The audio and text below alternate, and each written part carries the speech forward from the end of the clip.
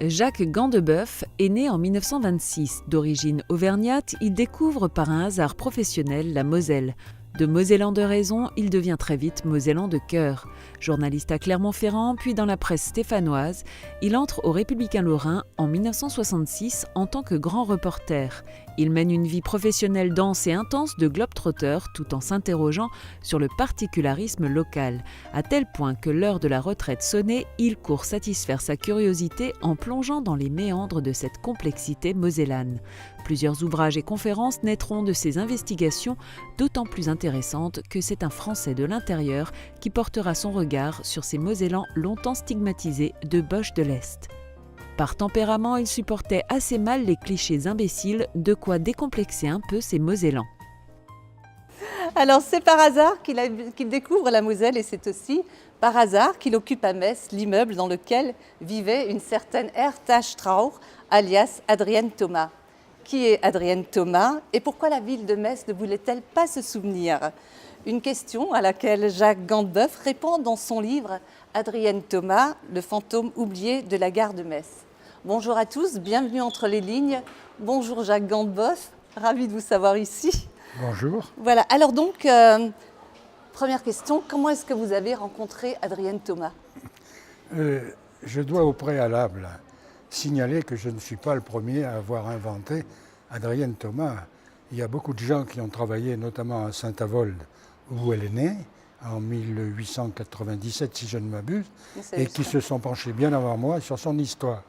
Mais le problème est que Adrienne Thomas, c'est son nom de guerre, n'est-ce pas, s'est surtout exprimé sur la région Messine, et que la région Messine, disons, l'avait un petit peu mise de côté. Mais vous, comment est-ce que vous l'avez rencontrée? Comment vous l'avez découverte? Alors, ma rencontre à moi, elle est double.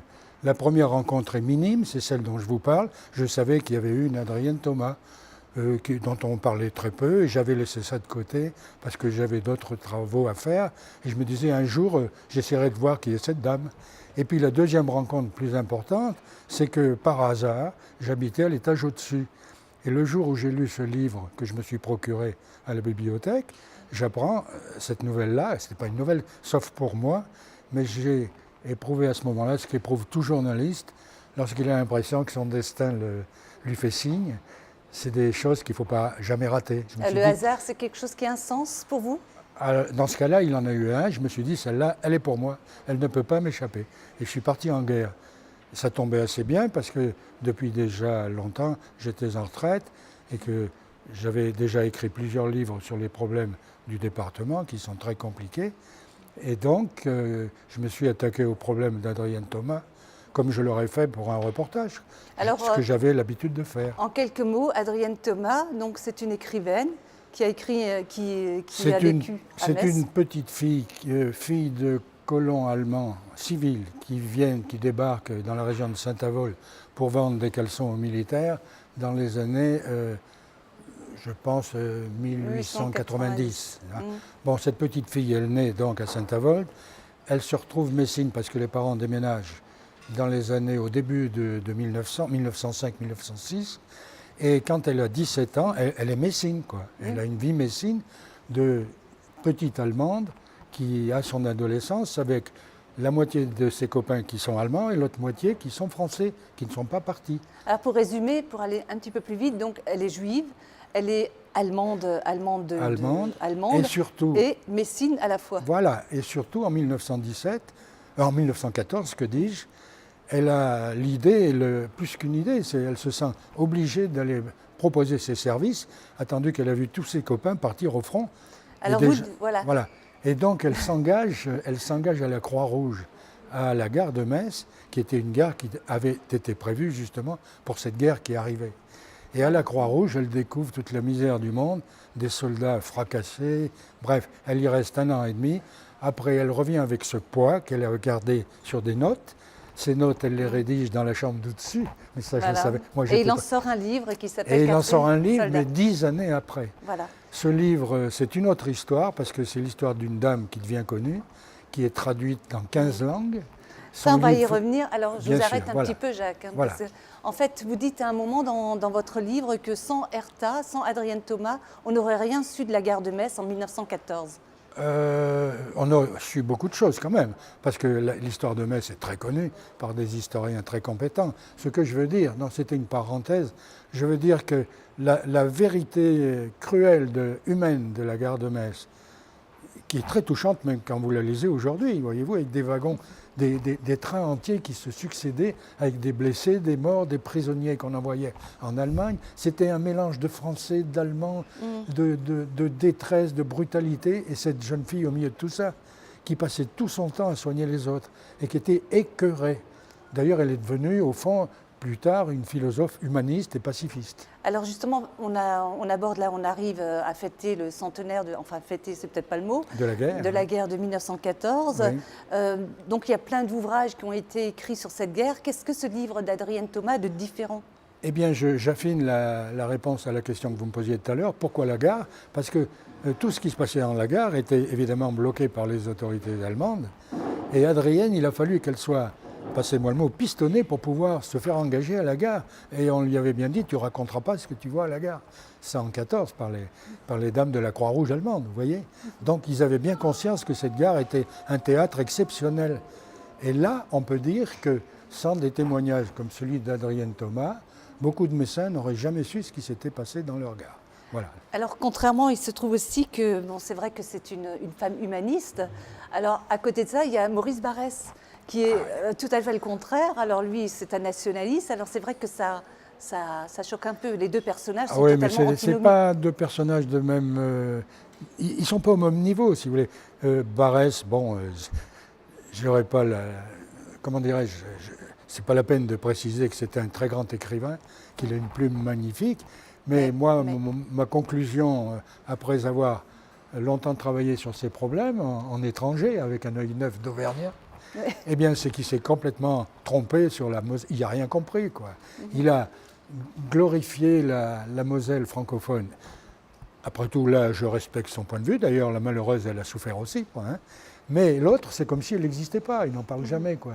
Ce qui prouve qu'il était soit volontairement, soit involontairement, d'une indigence politique effrayante. Mais en même temps, Adrienne, c'est une femme qui écrit sur la guerre, c'est pas courant non plus. La seule différence, c'est que Barrès a écrit à l'aide d'un personnage qu'il a inventé qui s'appelait Colette Beaudoche, et que Colette Beaudoche, malgré la qualité de cette invention, c'est une fille, c'est une espèce de Jeanne d'Arc assez attirante, qui est pure, et qui d'ailleurs est amoureuse d'un Allemand, d'où le drame inventé par Barrès, n'est-ce pas?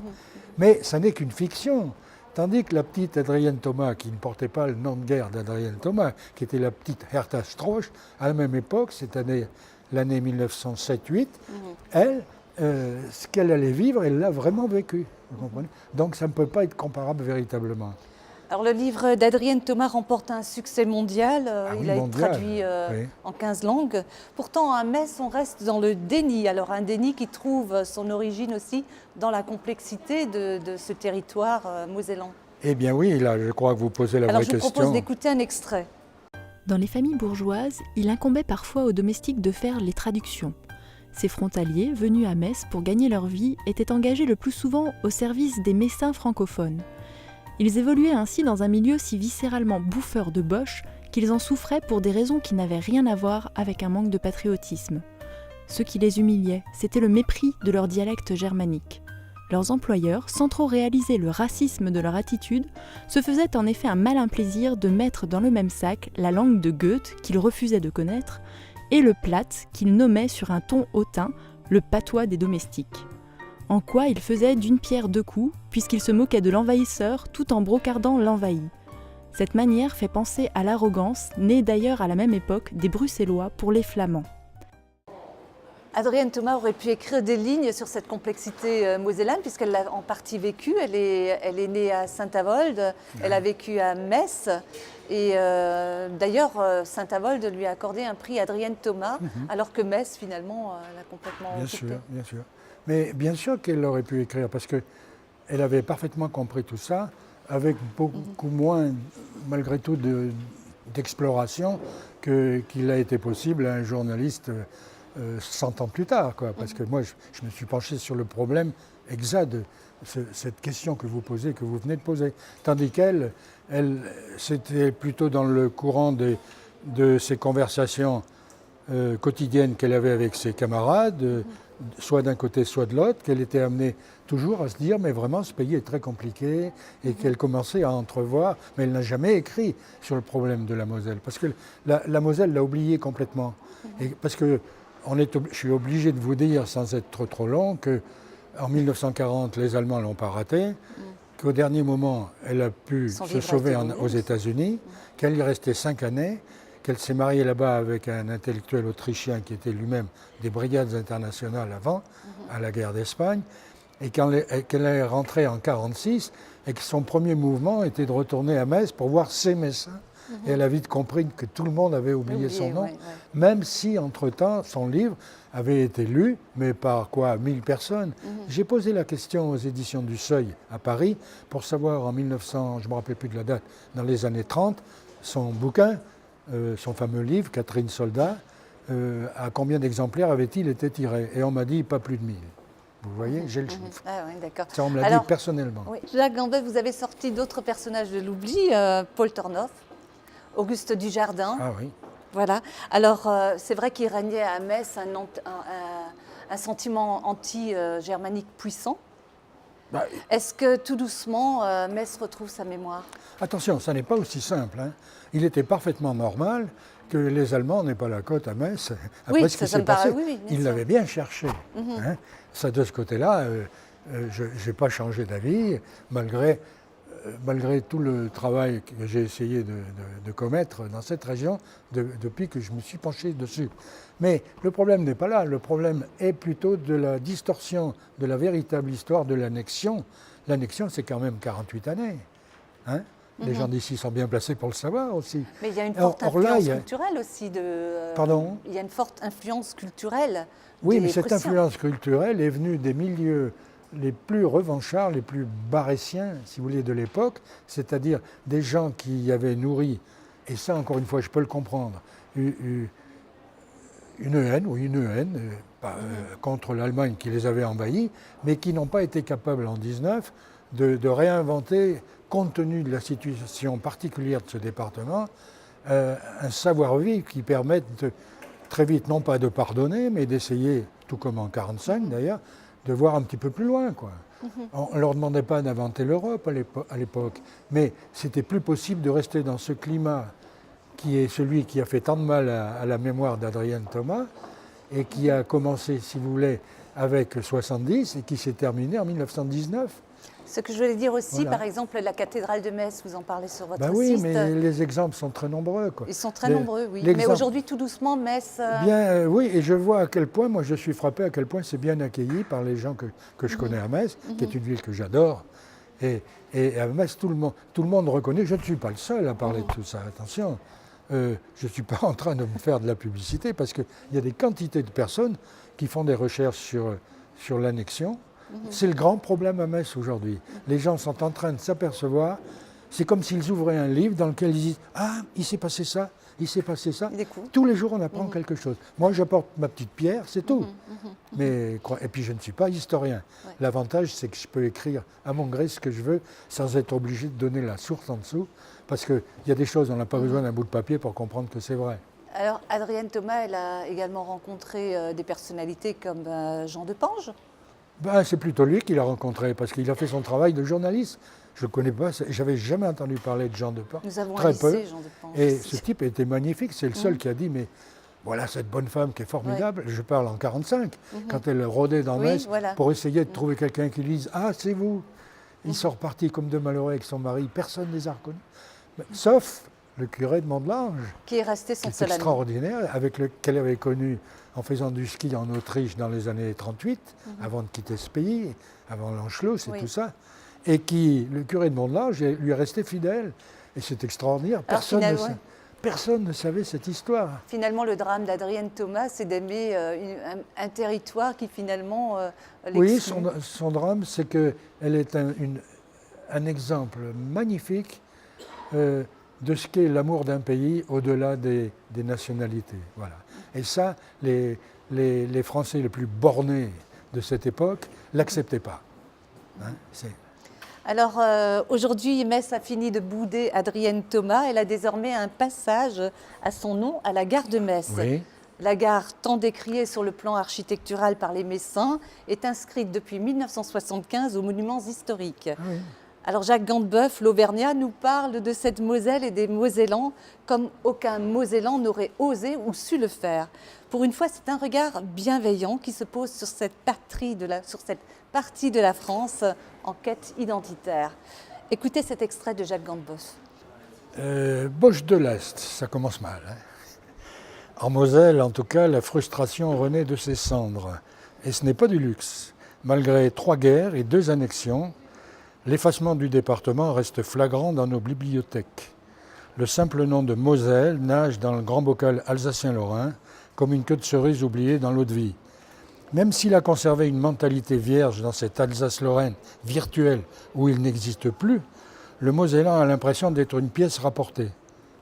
Dès qu'un hasard l'amène à discuter avec un inconnu à propos de la dernière guerre, il doit d'abord expliquer à son interlocuteur qu'en Lorraine, les Mosellans sont une autre espèce de Lorrain. Voilà, alors c'est un extrait donc d'un article du site mosellehumilié.com qui est intitulé Boche de l'Est. Alors, un site, avec un point d'interrogation. Avec un point d'interrogation. Un site que vous comparez comme à une bouteille jetée à la mer. Alors j'adore cette phrase. Ce site est une bouteille à la mer. À l'intérieur, il y a un bout de papier un peu flétri sur lequel on a écrit cette phrase. Vous le saviez, vous, que les Mosellans avaient pu se sentir humiliés? Oui. Pourquoi vous avez fait ce site alors? Quelle Écoutez, était l'origine de ce parce site? que c'est la première chose que j'ai ressentie ici. J'étais comme toute personne de l'intérieur. J'avais 12 années de journalisme entre Lyon et Saint-Étienne. Et j'ai été chômeur 6 mois aussi, mon Dieu, 6 mois à l'époque, parce passe vite, hein. Parce que j'ai démissionné imprudemment d'un journal en croyant rentrer dans un autre, et puis que c'était une grande crise de la presse à l'époque dans la région. J'ai été un petit peu inconscient, et puis au moment où je me suis mis à rechercher du travail, il fallait encore attendre un peu. Bref, j'ai attendu 6 mois, ça a été une très dure leçon. Parce que je marchais très bien dans ce métier, je commençais déjà à faire beaucoup de reportages, et du jour au lendemain, il m'a fallu trouver du travail. Alors quand vous êtes arrivé en Moselle... Et je suis arrivé en Moselle avec la mentalité du gars qui n'allait pas y rester longtemps. Parce que comme tous les gens qui sont comme beaucoup de personnes qui vivaient dans la France de l'intérieur, notre imaginaire au sujet de la Moselle, il était nul, quoi. On ne savait rien. Et donc, il y avait une vague association quand même d'un territoire un peu barbelé, quelque part. Voilà, pas plus que ça. J'arrive à Metz, je suis bien reçu, et on me dit à l'allemande, voilà, quand vous travaillez, c'est-à-dire il n'y a pas très longtemps, vous gagnez tant, bon, ok, vous avez la même chose, très bien, merci, mais on vous prévient, dans 3 mois, ça ne fait pas l'affaire, au revoir. Et moi, j'ai aimé ça. Je me suis dit, là, c'est pas du tout la même chose que chez nous. Parce que chez nous, c'était jamais clair, ces histoires-là. Ça pouvait durer 6 mois. Et ce côté précis, je me suis dit, d'abord, première réaction, ça y est, je suis en Allemagne. Et puis, deuxième réaction, j'ai commencé à me faire des amis ici. Je me suis aperçu que c'était très, très compliqué. C'est d'ailleurs ce qu'on m'a dit. C'est pas simple, tu vas voir. Mais encore, vous étiez du côté messin, après vous avez Oui, découvert mais le côté encore la messin Moselle. m'a vite gêné. D'abord, j'avais affaire avec les gens de Nancy que je retrouvais sur le reportage. Et eux, ils venaient me voir, ils me disaient, dis donc, c'est toi le type de l'intérieur qui travaille à Metz, mais t'es fou, t'es chez les Boches. Oui, comme c'est compliqué. C'est là que j'ai vu que c'était compliqué.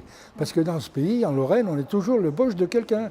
À mesure qu'on remonte, hein, le Nancéen, il est le Boche le Messin est le Boche du Nancéen. Disons qu'à Sarreguemines, vous êtes le Boche du Messin.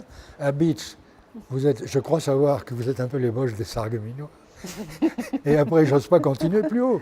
Ce qu'on oublie de dire, c'est qu'à Bordeaux, tout le monde est des Boches. Donc c'est extraordinaire de bêtises, ce truc-là. Et c'est la première chose que j'ai sentie. Et j'en parlais à Madame Pull, qui était la patronne du journal à l'époque, et je lui disais, ça m'intéresse tous ces problèmes-là. Elle me dit, attention, touchez pas trop à ça, parce que c'est compliqué. Ah, j'ai dit, je le crois. Et quand je suis arrivé en retraite, à l'âge de la retraite, c'est-à-dire en 92, après 65 années de métier, d'âge, je veux dire, pas de métier, j'ai décidé d'étudier ça comme j'aurais fait un reportage. Et c'est comme ça que j'ai eu l'occasion de faire 5-6 livres avec l'appui du journal qui m'a beaucoup aidé. Parce que quand je voulais un communiqué, il suffisait que je résigne que je rédige 10 lignes dans le journal, immédiatement les gens m'écrivaient. Alors j'ai obtenu des réponses formidables. Vous ne parlez pas le patois, vous ne parlez pas le plate. Je ne parle pas le Vous plate. avez été alors vous avez je ne parle pas l'allemand, je ne parle pas de plate. Ça ne m'a pas empêché pendant des années de couvrir les élections allemandes. J'avais un interprète et puis ça marchait aussi bien. Voilà. Alors donc il y a la Moselle francophone, il y a la Moselle germanophone. Mais j'ai mis 10 ans pour savoir ça. Vraiment. Moi je croyais que tout était mélangé. Oui. Je croyais qu'à Sarreguemines, il y aurait quelques noyaux francophones et qu'il y aurait aussi beaucoup de noyaux germanophones à Ness. Pas du tout comme ça que ça se passe. Même s'il y a des petits... En fait, il y a beaucoup de choses mélangées, mais certainement pas des quartiers comme le croyait. J'ai découvert l'existence de la ligne linguistique après 10 années, hein, à force de parler, mais j'ai dit enfin... Et puis je me suis dit, mais c'est la clé de tout ce truc-là, puisqu'on n'en parle jamais. Moi, j'en ai jamais parlé dans mon journal. J'ai jamais rien vu qui me parlait de la séparation linguistique. Alors j'ai été voir et j'ai vu que d'un village à l'autre, vous faites 3 kilomètres et les petites vieilles, elles ne parlent pas le même patois. C'est émouvant, ça.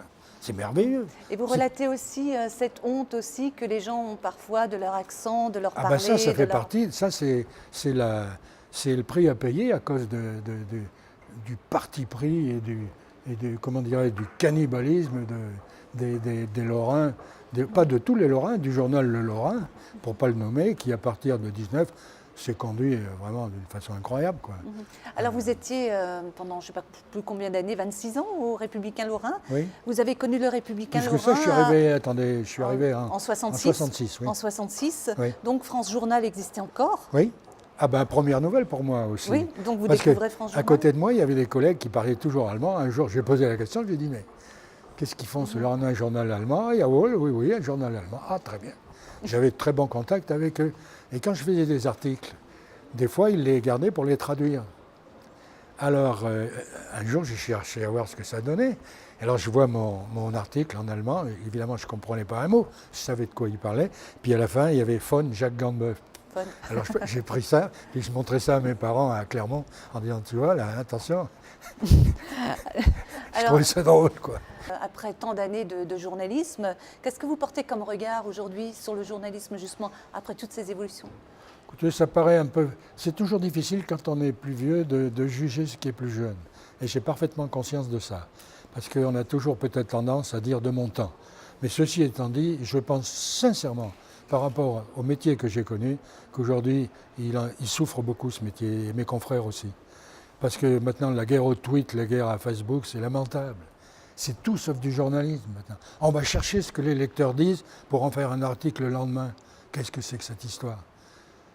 C'est tout ce que j'ai à dire, quoi. Ça me scandalise. Et je sais très bien qu'il y a beaucoup de jeunes journalistes, c'est pas ça qu'ils attendaient du métier. C'est la crise dans ce métier. Il y a beaucoup de vocations qui permettrait beaucoup, mais aujourd'hui, la presse est dans les mains de l'argent, et puis voilà, quoi. Moi, je l'ai vu arriver, ça a commencé dans les années 80, même chez nous, au Républicain Lorrain, on a vu arriver des petits marquis, des gens qui avaient fait les écoles, qui vous expliquaient que le journalisme, maintenant, il fallait faire des modules, des choses comme ça, au lieu d'écrire. Pour la première fois, on commençait à me dire, c'est trop long. Alors ça, vous n'avez pas connu avant? Ah non, moi j'ai connu l'époque où je disais à la patronne, écoutez, là j'ai une grosse affaire, j'avais la page, quoi. On attendait le dimanche pour ça. Et puis s'il fallait la différer, on la différait. Mais j'avais la page. Mais en tout cas, le quart de page, c'était le reportage normal.